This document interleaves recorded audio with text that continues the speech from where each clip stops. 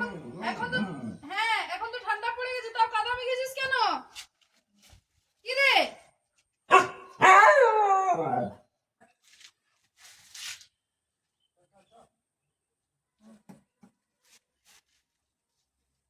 এবার স্নান হবে ঘন্টুর, কাদা মেখে হাজির।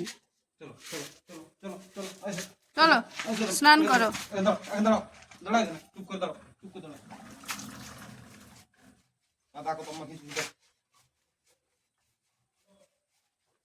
একদম কালো হয়ে গেছে আমার অত সুন্দর কিউট কিউট ঘন্টু, একদম কালো কাদা মেখে একদম অবস্থা খারাপ।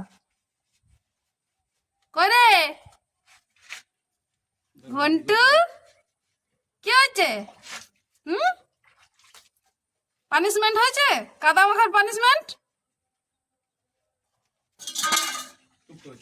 চুপ করে দাঁড়িয়ে থাক, দাঁড়িয়ে থাকো, তবে তো সুন্দর সুন্দর লাগবে।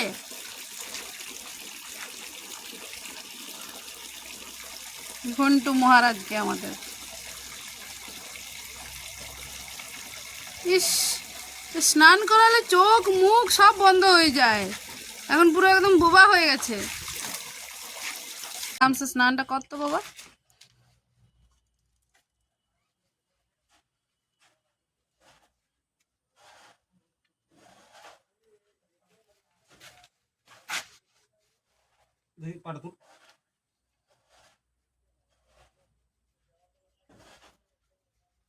বোকাটা একবারে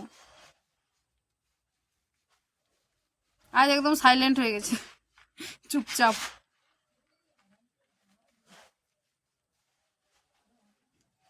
তোরই ভালো লাগবে রে, ভালো লাগবে, অত কাদা মেখে থাকতে ভালো লাগে তোর?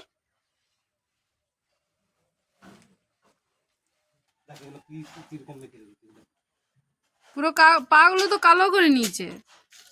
ঘন্টুর যে কি সুন্দর সাদা সাদা পা, সেগুলো একদম পুরো কালো কালো বানিয়ে এসছে। হ্যাঁ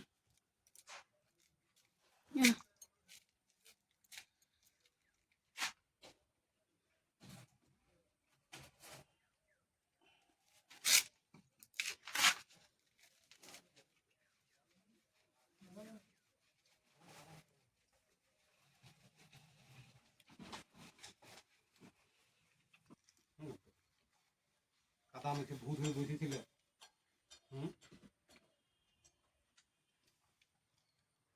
এটা কি হয়েছে? কষ্ট দিচ্ছি আমি, ভালো করছি। কষ্ট দিচ্ছি তোকে। চানটা করে দিয়ে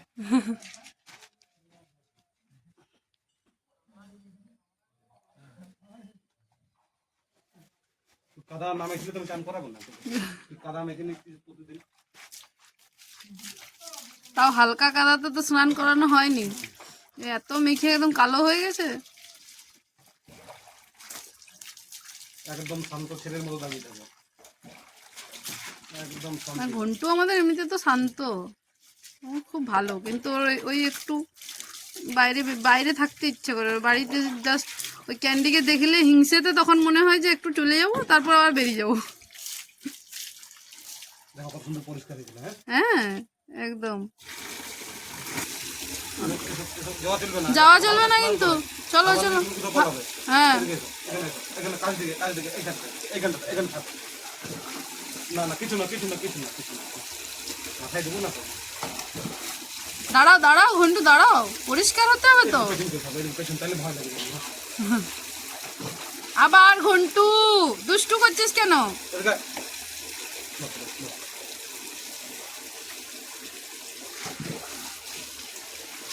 আহ কি সুন্দর স্নান হয়ে গেল আমাদের ঘন্টুর।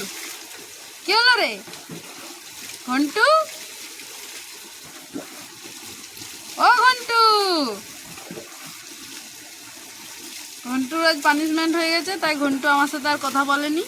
আমি বলেছি যে ও কাদা মেখেছে, তাই ওকে স্নান করাতে হবে, তাই আমার সঙ্গে রাগ হয়ে গেছে ওর। ও ঘন্টু